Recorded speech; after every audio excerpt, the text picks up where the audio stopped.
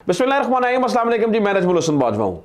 नाज़रीन, आज 8 सितंबर है और आज के दिन 4 बड़ी डेवलपमेंट्स हुई हैं जिनकी तफसील मैंने आपके सामने रखनी है। सबसे पहला तो ये कि एक मुलाकात की गुनसुन लगी है, सुनगुन लगी है। एक मुलाकात जो कि 20 मिनट की मुलाकात है, ये अटक जेल में बताया यह जा रहा है कि मुलाकात हुई है और कुछ बर्फ पिघलाने की कोशिश की गई है। इस मुलाकात की कुछ तफसीलात पहुंची हैं, वो मैंने आपके सामने रखनी है। दूसरा, सदर आरिफ अलवी के लिए आज का दिन शायद जब से वो सदर बने हैं शायद सबसे अहम तरीन दिन है। आज के दिन वो पूरी तैयारी करके बैठे हैं। उनके जहन में क्या चल रहा है, सदर कौन से बड़े फैसले करने जा रहे हैं, किन बड़े फैसलों की मैं बात कर रहा हूं, ये मैंने आपके सामने रखना है और सदर के दिमाग में इस वक्त क्या चल रहा है। तीसरा यह है कि जनाब आज चीफ जस्टिस ऑफ पाकिस्तान जनाब उमर अता बंदयाल बड़े गरजे बरसे हैं एक फैसले के अंदर। उन्होंने बखिए उधेड़ दिए हैं। बड़ा एक जानदार शानदार फैसला आया है, लेकिन उन्होंने अपने फैसले में 2 सच बोले हैं, एक सच कौम से छुपा लिया है। यह क्या मामला है, यह भी आपके सामने रखना है। और चौथी डेवलपमेंट यह है कि इमरान खान के चोर पकड़े गए हैं। मैं कोशिश करूंगा कि थोड़े टाइम में ये चारों डेवलपमेंट्स जो हुई हैं या जो चारों खबरें हैं, इनकी सारी की सारी तफसील आपके सामने रख सकूं। सबसे पहले जो आज का दिन जो शुरू हुआ तो फैसला आ गया जनाब चीफ जस्टिस की जानिब से, जो कि ऑडियो लीक्स वाले मामले के अंदर था। उसके अंदर जो है ना वो बड़ा एक तफसीली फैसला था। बाकी सारी तफसीलात मैं आपके सामने मुलाकात वाली और सदर ममलिकत वाली आगे चल के रखता हूं, लेकिन सबसे पहले आप जो चीफ जस्टिस साहब ने आज किया है उसकी जो है ना वो तफसीलात आप जो है ना वो सुन लीजिए और ये भी देख लीजिए कि उन्होंने कौन से जो है ना वो कौन सा जो है ना वो सच छुपाया है। तो चीफ जस्टिस ने आज फैसला एक महफूज किया था ऑडियो लीक्स वाला, जिसमें बेंच पे एतराज किया गया था। आज वो फैसला सुनाना था, 31 सफ़ों का वो फैसला था, लेकिन लगता यह है कि चीफ जस्टिस को जितना गुस्सा था पिछले कुछ अरसे से उन्होंने सारे का सारा इस फैसले में लिख दिया है। मैं मुख्तसरन उन्होंने क्या कहा वो आपके सामने रख देता हूं। उन्होंने कहा, विफाकी हुकूमत की जानिब से अदालती फैसलों पर अमल दरामद ना करने पर अदालत ने मुकम्मल तहम्मुल का मुजाहरा किया। फैसला ना मानने पर विफाकी हुकूमत के खिलाफ कोई तादीबी कार्रवाई नहीं की। मुबैना ऑडियो सामने आने के बाद हुकूमत और इत्तेहादी जमातों की जानिब से धमकियां दी गई। कुछ जजेस पर जुबानी हमले किए गए। जजेस पर हमले की एक मिसाल 15 मई को सामने आई, जब अदालत इलेक्शन कमीशन की नजरसानी दरखास्त पर समाअत कर रही थी। चीफ जस्टिस लिखते हैं कि 4 अप्रैल को सुप्रीम कोर्ट ने पंजाब में 14 मई को इंतखाबात करवाने का हुक्म दिया। 15 मई को हुकूमत की इत्तेहादी जमातों ने सुप्रीम कोर्ट के बाहर जारहाना मुजाहरा किया। जारहाना मुजाहरे में चीफ जस्टिस को संगीन धमकियां दी गई और इस तरह से पूरा एक आज उन्होंने ये चार्जशीट पढ़ी है, यानी कि चार्ज कर दिया है, चार्जशीट पेश किया है। ये फैसला नहीं है, ये चार्जशीट है। लेकिन नाज़रीन किराम, इस फैसले के अंदर 2 सच जो है ना वो चीफ जस्टिस ने बोले, एक सच कौम से छुपाया है। वो जो 2 सच बोले वो ये है, बिल्कुल जज साहब ने ठीक कहा कि जो हुकूमती वकला हैं, जो हुकूमती जो वुज़रा हैं, उन्होंने जो है ना वो तौहीन अदालत की, उन्होंने जो है ना वो तौहीन आमेज़ इल्ज़ामात लगाए। ये सच का अदालत ने कौम के सामने सच रखा।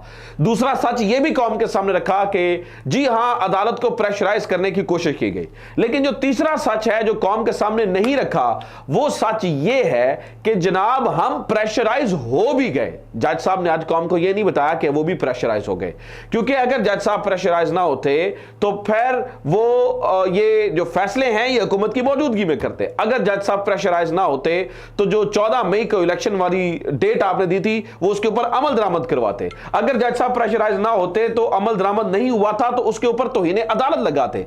अगर जज साहब प्रेशराइज ना होते तो जज साहब जो है वो नैब तरामीम केस का फैसला बड़ा पहले दे चुके होते। अगर जज साहब प्रेशराइज ना होते तो जनाबे वाला ये आज अदालत की बेतकुरी ना होने देते और अपने फैसलों पर अमल दरामद करने के लिए डंडा उठाते। लेकिन जज साहब आप प्रेशराइज हो गए, ये सच कौम को बताएं। ये सच आपने छुपा लिया है। आज आपने जब इतना जो है ना वो गुस्से वाला एक तहरीरी फैसला लिखा तो जनाब आपके जाने में कुछ ही दिन बाकी बचे हैं। आपको चाहिए था कि आप ये सच भी कौम के सामने रख के जाते कि आप और आपके जो साथी जजेस हैं वो भी प्रेशराइज हो गए, और आप प्रेशराइज हो गए। आपने कंटेनर जो बाहर लगा उसकी धमकियां सुनकर आप खामोश हो गए और आपने वक्त पर फैसला नहीं किया। इस वजह से आज जनरल इलेक्शंस भी जो है वो ताखीर का शिकार हो रहे हैं। तो जो चीफ जस्टिस साहब ने जो है ना वो ये सच जो है ना वो कौम से छुपाया। दूसरा नाज़रीन किराम, आज सदर ममलिकत की कहानी सुन लें, फिर मैं अटक जेल की कहानी आपके सामने रखता हूं। सदर ममलिकत के लिए आज बहुत ही अहम दिन है। आज रात 12 बजे के बाद सदर ममलिकत के 5 साल जो आईनी मुद्दत है उनकी वो पूरी होने जा रही है और सदर ममलिकत इसके बाद उनके पास ऑप्शन है कि वो या इस मनसब से अलग हो जाएं और जो चेयरमैन सेनेट हैं वो इस मनसब के ऊपर आ जाएं, यानी कि वो आइन में लिखा है कि जब सदर नहीं होता है तो फिर चेयरमैन जो सेनेट होता है वो सदर के इख्तियारात उसके पास आ जाते हैं और वही सदर पाकिस्तान कंसिडर होता है। या तो जो है ना वो चेयरमैन सेनेट आ जाएं या फिर जो है ना वो सदर ममलिकत जो है ना वो इसको कैरी करें। ये ऑप्शंस हैं। ऑप्शंस क्यों है? वैसे तो आईनी तौर पर जब तक अगला सदर नहीं आता सदर पाकिस्तान जो मौजूद होता है वो रहता है, लेकिन मैं इसे ऑप्शन क्यों कह रहा हूं नाज़रीन इकराम, क्योंकि हमारे जरा ये कहते हैं कि सदर ममलिकत कुछ दिन पहले इलेक्शंस की तारीख देने जा रहे थे। सदर ममलिकत ने यह फैसला कर लिया था कि उन्होंने इलेक्शन की तारीख दे देनी है, लेकिन उसके बाद क्या हुआ? उसके बाद एक मुलाकात हुई सदर ममलिकत के साथ और बताने वाले ये बताते हैं कि उसके बाद सदर ममलिकत ने अच्छा बच्चा बनने का फैसला कर लिया है और सदर ममलिकत जो है वो अच्छा बच्चा बनकर जो मजीद आगे टाइम है वो इंजॉय करना चाहते हैं। एक सोर्स ने यह भी बताया, वो ये कह रहा है कि नहीं, सदर ममलिकत जो है ना वो बिल्कुल रेडी बैठे हैं और वो तारीख देने के लिए जो है वो तैयार हैं। अगर सदर ममलिकत आज तारीख दे देते हैं, क्योंकि उसके बाद वो तारीख देंगे तो वो कंट्रोवर्शियल हो जाएगी कि वो सदर अपनी आईनी मुद्दत नहीं पूरी कर ली हुई थी और बाद में तारीख दी और ये हुआ और वो हुआ, वो एक नया कटा खुल जाएगा। अगर सदर ममलिकत ने इंतखाबात की तारीख देनी है तो उसका सही वक्त आज है। आज सदर ममलिकत अगर आज तारीख नहीं देते तो उसके बाद फिर वो कहानी और हो जाएगी, लेकिन सदर ममलिकत को ये डिसाइड करना होगा कि आया वो सदर बतौर सदर कैरी करते हैं या फिर उन्होंने इस ऐवान को छोड़कर जाना है। ये फैसला सदर ममलिकत ने करना है। तो अब मुझे तो अंदाजा है कि सदर ममलिकत, मुझे लगता है कि अच्छा बच्चा बनेंगे और सदर ममलिकत शायद इंतखाबात की तारीख ना दें, लेकिन मेरा एक सोर्स बड़ा इस पर बजिद है, वो बार बार ये कह रहा है, मेरा मानना है कि नहीं, सदर ममलिकत तारीख नहीं देंगे, वो अच्छा बच्चा बनने के ऊपर ही जो है वो इक्तफा करेंगे। लेकिन एक सोर्स बड़ी जिद कर रहा है, वो कहता है नहीं, आप सदर ममलिकत को जानते नहीं हैं, वो ठानी हुई है उन्होंने और वो तारीख दे देंगे। देखते हैं कि मैं सच्चा साबित होता हूं या मेरा एक सोर्स जो है वो सच्चा साबित होता है। लेकिन सदर ममलिकत की तारीख का जितनी भी उन्होंने टाइम गुजारा या जितना भी उनके साथ जो जितना वो देर वो ईवान सदर में रहे, आज ये इम्तिहान है उनके लिए कि वो क्या करना क्या चाहते हैं, किस तरफ जाना चाहते हैं। इमरान खान के साथ खड़े हुए हैं या दूसरी साइड पे, यानी कि जिस तरह पाकिस्तान तहरीक इंसाफ के लोग छोड़कर चले गए। हर एक की अपनी मजबूरियां थी, हर एक का अपना एक मसला था, हर एक की एक जेन्युइन रीजन थी, इसलिए छोड़कर चले गए। तो शायद सदर ममलिकत भी क्या उस तरफ खड़े होते हैं या फिर इमरान खान के साथ आज वो खड़े हुए नजर आते हैं और आईने पाकिस्तान के साथ जो है वो खड़े हुए नजर आते हैं। आज सदर ममलिकत का ये एक बड़ा ही मेरे ख्याल से जो है ना वो एक इंपॉर्टेंट डिसीजन लेने वाला दिन है। तीसरी खबर सुन लीजिए जनाब, ये 20 मिनट की मुलाकात की क्या कहानी है। खबर एक मिली है, वही जो मैं आपको बता रहा था कि सुनगुन हो रही है कि चेयरमैन पीटीआई से इससे पहले भी एक मुलाकात हुई है और वो मुलाकात किसी बड़ी कोई अस्करी शख्सियत ने नहीं, किसी अस्करी शख्सियत ने वो मुलाकात नहीं है, बल्कि वो मुलाकात एक ऐसे शख्स की है जो दोनों तरफ सुलह करवाने की कोशिश कर रहा है। और इससे पहले वो एक बड़ी ज़रूरी मुलाकात थी और वो मुलाकात में चेयरमैन पीटीआई से जो है ना वो बताने वाले ये बता रहे हैं कि चेयरमैन पीटीआई से डिस्कस किया गया, कुछ उन्होंने कंसर्न्स दिखाए, कुछ उस शख्स ने कंसर्न्स दिखाए, कुछ बातचीत हुई, वो मुलाकात ख़त्म हुई। अब जनाब वाला वही बताने वाले बताते हैं, वही खबर देने वाले खबर दे रहे हैं कि उस शख्स की जो कि बर्फ पिघलाने की कोशिश कर रहा है, जो कि दोनों तरफ से सुलह करवाने की कोशिश कर रहा है, उस शख्स की एक और मुलाकात इमरान खान से हुई है और ये दूसरी मुलाकात है अटक जेल के अंदर। और ये 20 मिनट की एक मुलाकात है। इसके अंदर चीज़ें जो है ना वो कुछ पॉजिटिव होती हुई नज़र आ रही हैं, लेकिन इससे बहुत ज़्यादा कोई उम्मीद नहीं लगाई जा सकती। कोई बहुत बड़ा ब्रेक थ्रू नहीं हुआ है, कोई बहुत बड़ी कोई बातें नहीं मान ली गई हैं, कोई बहुत ज़्यादा जो है ना वो मामला सेट नहीं हुए हैं। वो बस वो एक शख्स है जो इधर और उधर दोनों तरफ जो है ना वो बीच बचाव कराने की कोशिश कर रहा है, जो मामला को सुलझाने की कोशिश कर रहा है, जो चीज़ों को बेहतर ट्रैक पर चलाने कोशिश कर रहा है। तो पता ये चला है कि वहां पर भी जो है ना ये उस शख्स ने जो है ना वो मुलाकात किया और ये दूसरी मुलाकात है।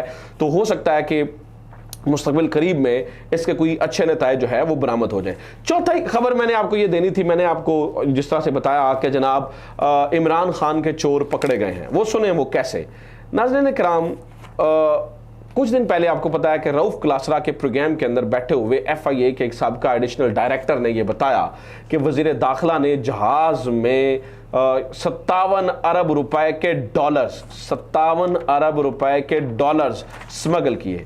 ये टीवी पे रिकॉर्ड है। हुआ ये कि एक शख्स हैं जो कि सेक्रेटरी फूड पंजाब थे, अभी उनको बरतरफ किया गया है मोहसिन नकवी की जानिब से। उनका नाम है जमान वट्टू। ये जमान वट्टू साहब रऊफ क्लासरा के प्रोग्राम में बैठे हैं और रऊफ क्लासरा के प्रोग्राम में बैठकर इन्होंने क्या किया है, इन्होंने बताया है कि असल में चीनी की स्मगलिंग हो कैसे रही है। इन्होंने बताया कि जनाब ये जो 7 लाख मेट्रिक टन से ज़्यादा जो चीनी है वो अफगानिस्तान स्मगल हो रही है, उसके वो किस तरह से जा रही है, उन्होंने किरदार जो हैं वो इसके अंदर बताए हैं और उसके अंदर बताया कि किस तरह से जो है ना ये तमाम किरदार एक्टिव हैं। अब चाहिए तो ये था, क्योंकि वो पंजाब हुकूमत की इजाज़त से आके बैठे थे, चाहिए था तो ये था किस तरह की अफसर की जो है वो दाद उसको दी जाती। लेकिन नाज़रीन किराम अब पता चला है कि जनाब ये उसको बरतरफ जो है ना वो किया गया है। इमरान खान जब इस माफिया को एक्सपोज करता था तो ये माफिया इकट्ठे हो जाते थे और ये कहते थे हमारे साथ मिसाके मईशत करो। इनके मिसाके मईशत का मतलब ये था, ये मिसाके मईशत से मुराद ये लेते थे कि हमारी चोरी को ना पकड़ो, हमारी स्मगलिंग को ना पकड़ो, ये चीजें ना करो। और फिर आपको अंदाजा है कि अभी ये नवीद कमर के ऊपर जो इन्होंने बात की, नवीद कमर ने आके बताया कि जनाब अगर हम जो है ना वो चीनी को एक्सपोर्ट ना करते तो राना सनाउल्लाह साहब स्मगल कर देते उसको, यानी कि उनकी वो वज़ीर दाखिला थे। तो कहने का मतलब ये है कि उनकी मर्जी के बगैर तो शायद चीजें नहीं हो सकती हैं, तो फिर हमने इसलिए चीनी जो है ना वो एक्सपोर्ट कर देता कि कुछ डॉलर्स तो जो है ना वो पाकिस्तान में, अदरवाइज तो ये स्मगल हो जाएगी। तो कहने का मतलब ये है कि ये सारे चोर उचक्के, डाकू डकैत, ये राहजन, ये जिन्होंने पाकिस्तान के खजाने को लूट खाया, ये सारे के सारे चोरों के खिलाफ जब इमरान खान बात करता था तो उसकी बात भली महसूस नहीं होती थी, उसकी बात लगती थी बुरी। आज कौम को पता चल रहा है कि ये सारे के सारे इमरान खान के चोर थे और आज कौम को पता चल रहा है, जब कौम के सामने चीजें आ रही हैं कि जब ये चोर पकड़े जा रहे हैं, इनकी बातें पकड़ी जा रही हैं, तो पता चल रहा है कि इमरान खान सच कहता था। कैदी नंबर 804 शायद इसी वजह से कैद काट रहा है कि वो सच कहता था। अपना ख्याल रखिए। खुदा हाफिज़। पाकिस्तान जिंदाबाद।